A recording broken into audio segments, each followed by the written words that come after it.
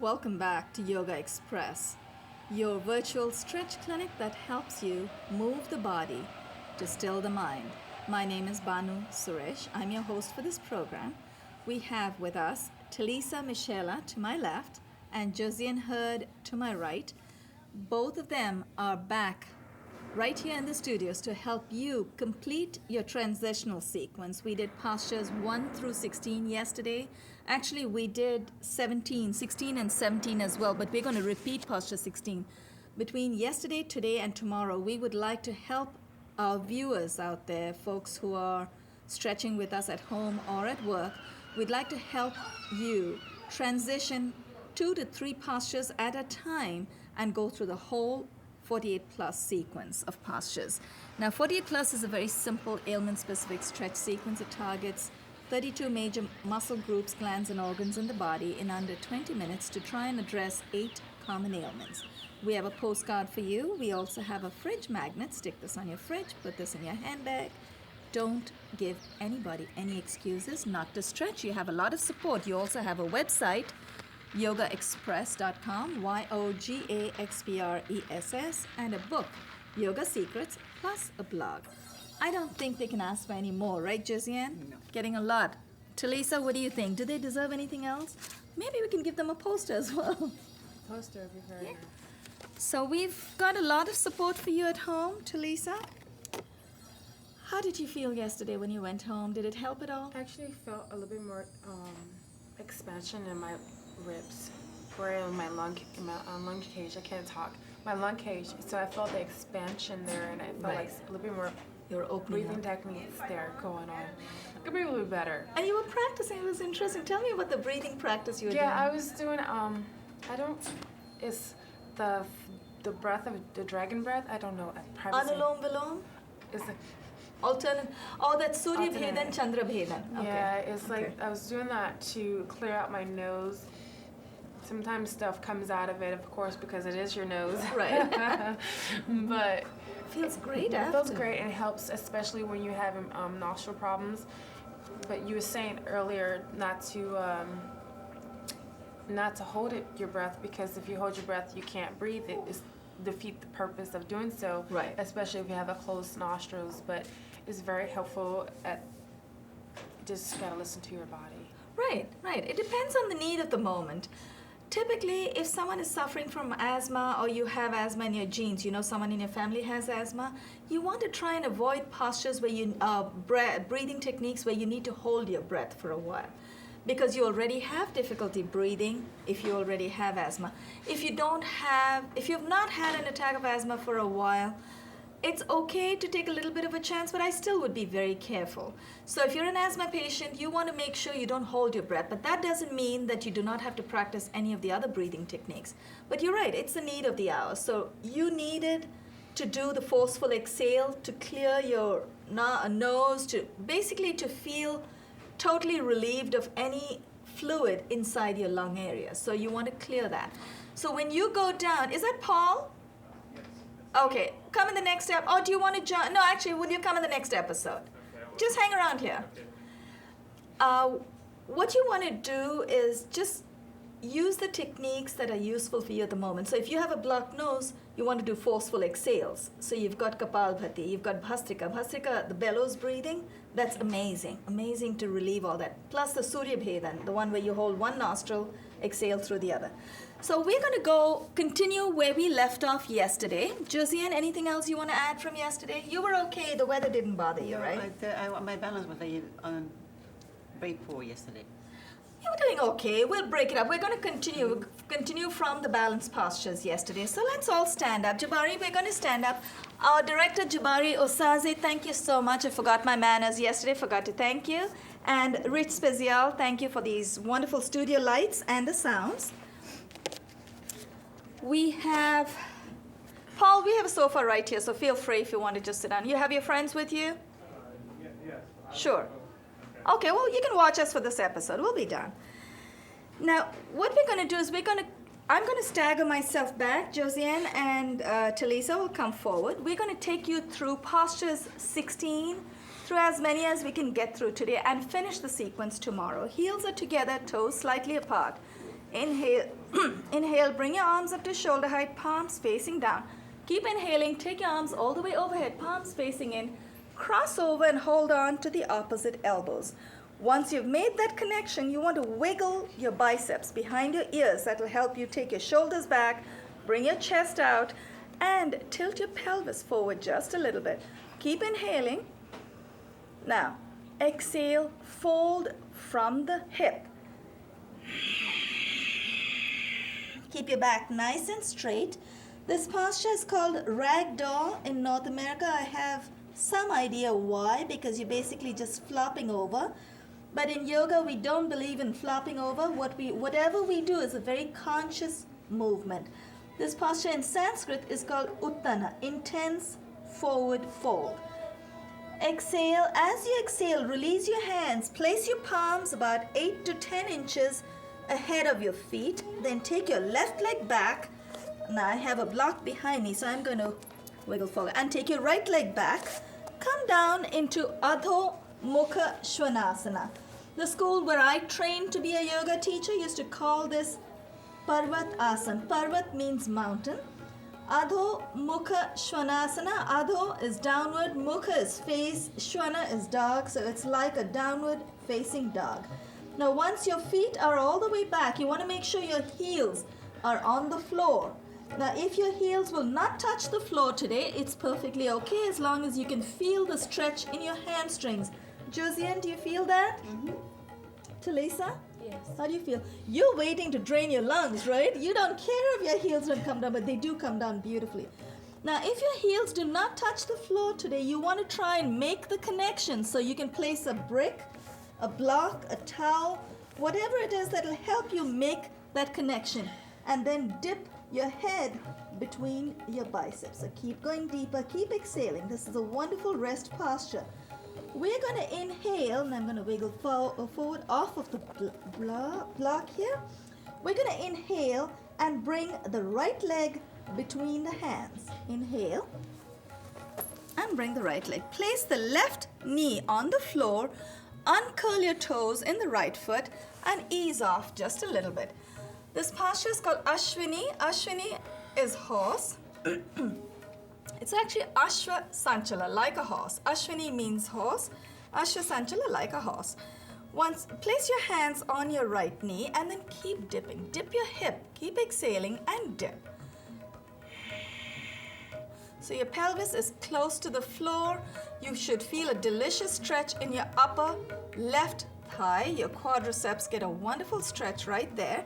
If your right knee comes way past the right foot, way past the toes in the right foot, you might want to wiggle your right foot forward just a little bit. That will help you come closer, even closer to the floor. Keep exhaling. Now we're going to transition directly into the next posture. Right knee is up, left arm goes up. Inhale the left arm up. Parsva Kona Namaskara. Exhale, dip your left elbow over your right knee. Place your right palm over your left palm, look up at the raised elbow. Parsva Kona Namaskara is prayer twist. Namaskara is prayer. Kona is twist. Parsva Kona, intense prayer twist. Inhale, release the posture.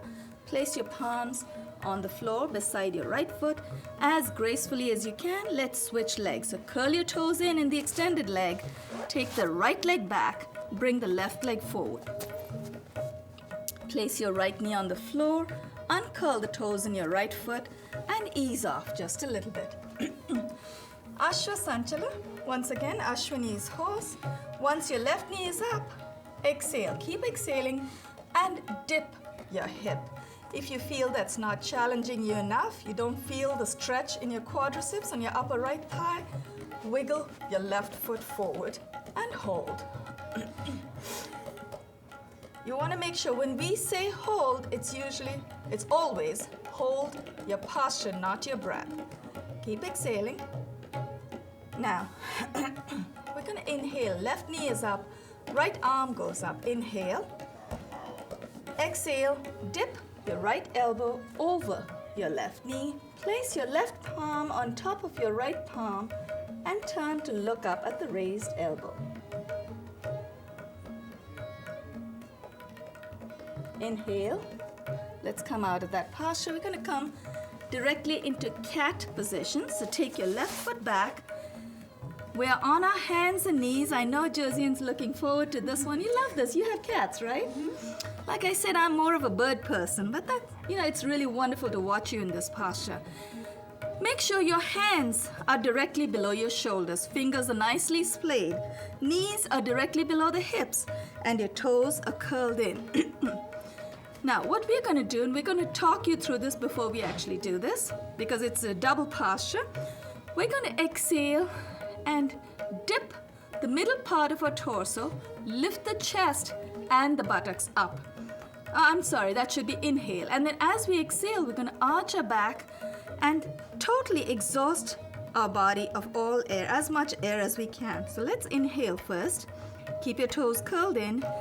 Inhale, lift your chin, chest, and buttocks. Dip your torso. And watch how Josiane does it. If you have cats at home, watch the animals or any pets that you have at home. We're just emulating them. Inhale, uncurl the toes, arch your back.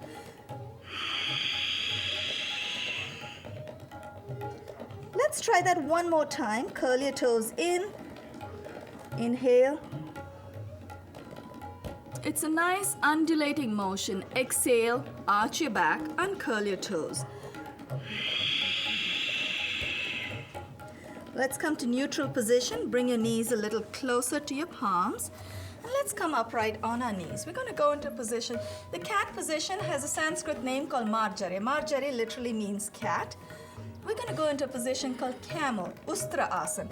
Let's all turn a little bit to the left. We're going to go in profile so you can see how to reach out to your legs, to your heels. And if you are not very confident of touching your heels the way we are right now, you can curl your toes in. That'll bring your heels a little closer to your hands. But just know the difference. When you curl your toes in, there's more pressure on the knees.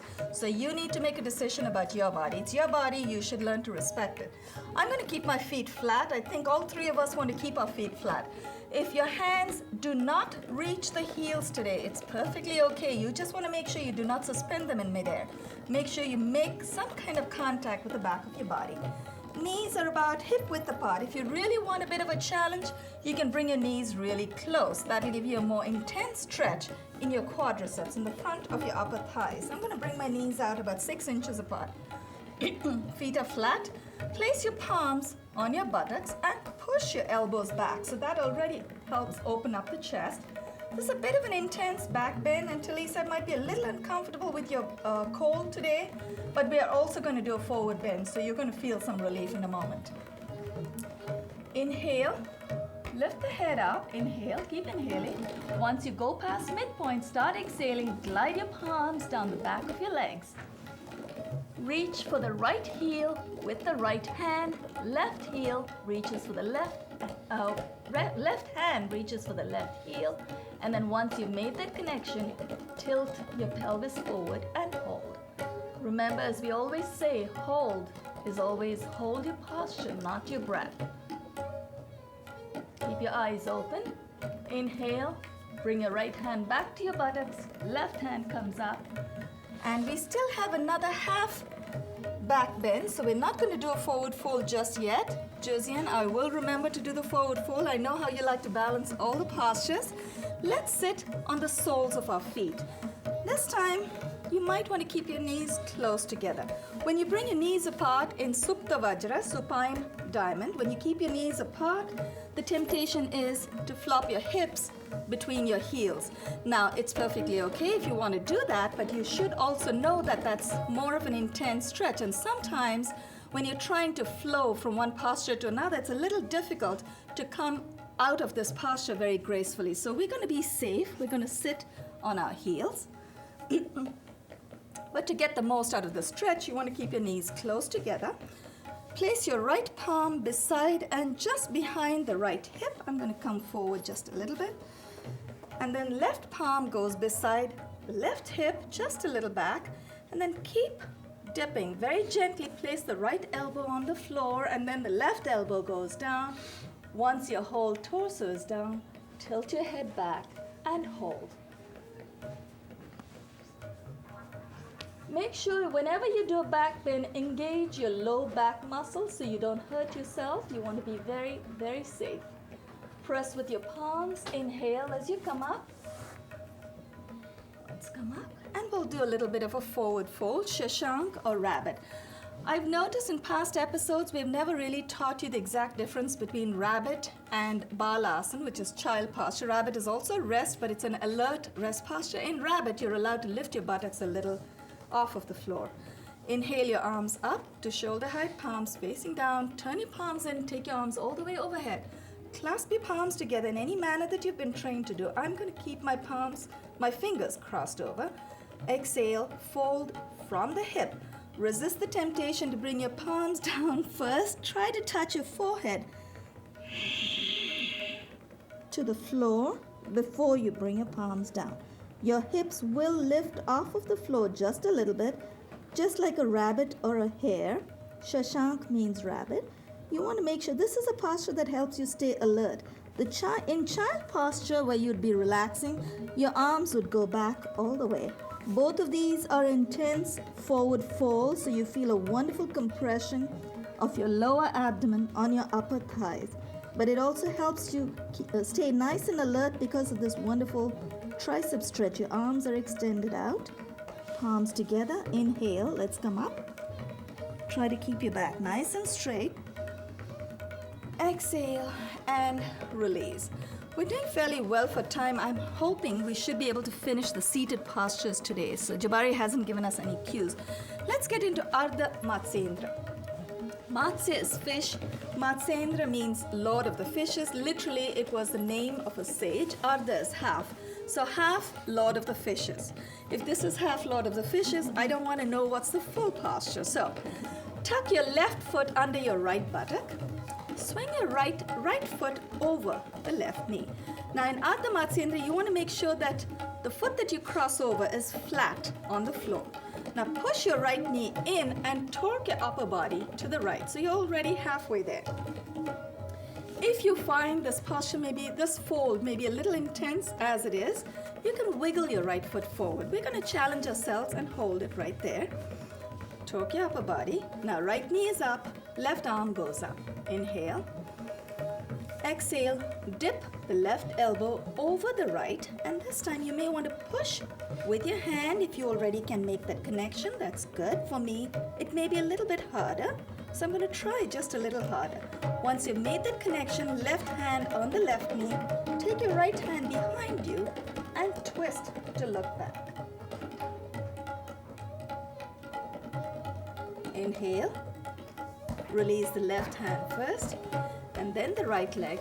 And let's not forget the other side. I have my little monitor here. She's going to spank me if I don't remember the other side. So tuck your right foot under the left buttock. Take your left foot over the right knee. And what you want to do, sometimes you find, I don't know, do you find that too, Talisa? You find one side cooperates more than the other?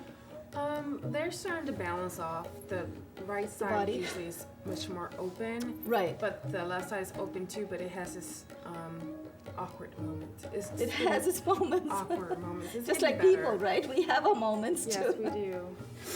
Push your left knee in. How's your knee? Is it okay today? That's not a problem for my knee. No. It's not. No. It's only when we do the kapotas, Yeah. right? Okay, and that's also your favorite. Now, if you need to make a few adjustments when you're sitting down, as I do sometimes, feel free to do that. Be very comfortable in what you're doing. Left foot is flat.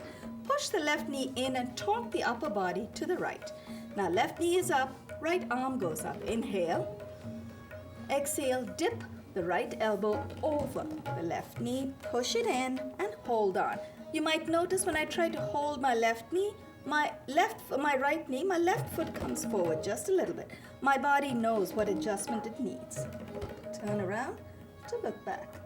Now, if you really want to challenge yourself, you might want to bring the palm behind you closer to your body. That'll lift your torso up.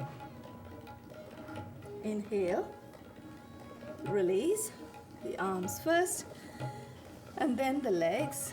There are 4 in this. Keep your left leg extended.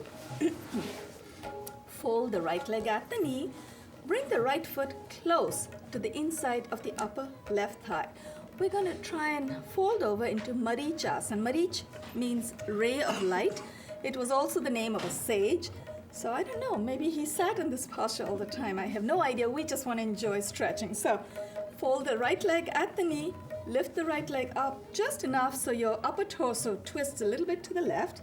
I'm going to place my left hand behind me for a moment. Inhale the right arm up.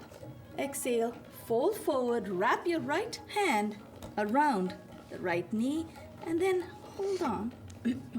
Now, if you need a belt, as I probably will need today, some days I'm more flexible, other days I'm not. Hold on, clasp the opposite hands, and once you've made that connection, look to the right. So push your left shoulder back and look to the right. Keep your left foot flexed, it's nice and straight. Ahead of you, keep it flexed. Inhale, release. Let's extend the right leg out, bend the left leg at the knee. Now this time, this side of my body cooperates a little more. This time I'm going to give myself a little extra leverage. I'll teach you a little trick. If you want to be able to wrap your hand right around a little more comfortably, you might already want to lean forward and adjust your body so your shoulder, your triceps come in front of your knee. So first we're going to make sure that our foot, the extended foot, a foot on the extended leg is nice and flexed. You want to keep it straight out in front of you. Inhale the left arm. I'm going to place my right hand behind. Inhale the left arm up. Exhale. Wrap the left hand around the left knee. Hold on to your left hand from behind with the right hand and then turn to look left. Once you've made that connection, adjust your posture so your right shoulder comes back and hold. Inhale, release your hands, and then your legs. Keep your extended leg where it is. We were talking about twists and why twists make us feel wonderful in case our viewers have forgotten. The reason we feel great, thank you, Jabari. The reason we feel great after a twist, every time we twist, it's like wringing the body of all the air. We're depriving all our glands and organs of fresh oxygen and of blood just for those split 2 or 3 seconds. And then when we get back into position, fresh blood, fresh oxygen rushes to the various glands and organs, so you feel really fresh. And that's the idea, is to give your glands and organs a chance to feel refreshed every now and then. That's why we do twists. Right leg is extended. Make sure the foot on your extended leg is flexed. Place the left knee on the floor. We're going to go into a posture called Janu Sirsha. Janu is knee, Sirsha is head. Now, what you want to do is turn your upper body to face the extended leg. Bring your arms out, up to shoulder height, palms facing down. Keep inhaling, take your arms all the way overhead, palms facing in. Clasp your palms together, bring your biceps behind your ears. Exhale, fold from the hip.